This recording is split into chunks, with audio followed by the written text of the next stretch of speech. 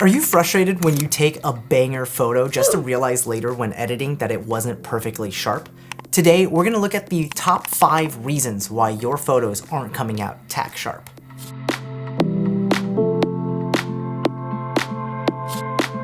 This issue was one of those things that I just had to learn over time, so my hopes is that this will streamline your photography journey and help you get those sharp and detailed photos that just stand out. And to start with the first and biggest lesson of the day, shutter speed. Shutter speed refers to the amount of time the camera shutter is open when taking a photo, and it's usually measured in fractions of a second, like 1/100. The longer the shutter speed, the more time the camera sensor has to capture light, resulting in a brighter image. However, a longer shutter speed can also lead to motion blur, which can cause your images to appear blurry. To get sharp images, it's essential to choose an appropriate shutter speed depending on the situation. For example, if your subject isn't moving, then you can use a lower shutter speed without worrying about motion blur, like 1/60th of a second. If your subject is walking or moving slowly, you can use a faster shutter speed to freeze their movement, like 1/125th of a second. If you're shooting sports or fast-moving subjects, you'll need to use an even faster shutter speed to freeze the action, like 1/500th of a second. But what if you're already shooting at these shutter speeds and you're still getting motion blur? That's where reason number 2 comes in, camera shake.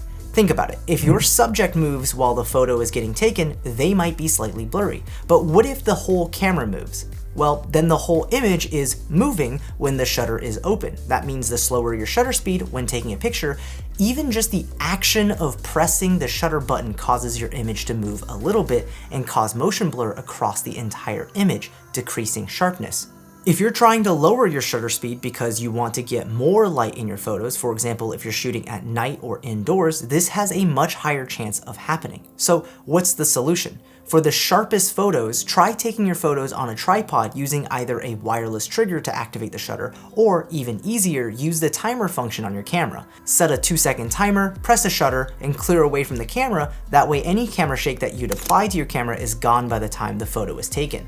Or at the very least, if you're shooting handheld, practice lightly pressing the shutter button with the least amount of force needed.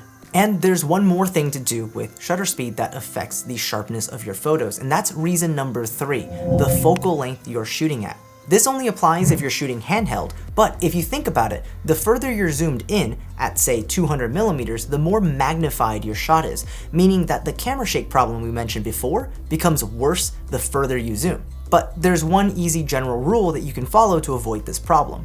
Always choose a shutter speed that is minimally the same as your focal length. So if you're shooting on a 50mm lens, the slowest you'd want your shutter speed to be is 1/50th of a second. If you're shooting on a 200mm lens, the slowest you'd want your shutter speed to be at is 1/200th of a second, and so on. This way, the act of pressing the shutter button and the resulting camera shake is minimized. Hey, if you're enjoying this video on 5 reasons why your photos aren't turning out sharp, I would love it if you subscribe to this channel. Every Tuesday, there will be a new episode of Technique Tuesday with more helpful tips on photography and videography. And you'll be joining our community of photographers who share a passion for taking better photos. Okay, reason number 4 your photos might not be sharp is because your camera or lens might be holding you back. There's a reason why lenses and cameras range from hundreds of dollars up to thousands of dollars, because not all lenses and cameras are made equal. If you followed every other tip in this video and your photos still aren't sharp, then it might be possible that you just don't have a sharp lens. And you can look up your lens with a resource like DxOMark to see what they've rated your lens's sharpness based on their tests. Some lenses are inherently super sharp while others are a bit soft. And to be fair, being soft isn't a bad thing. It gives a certain look, and that's what photography is all about.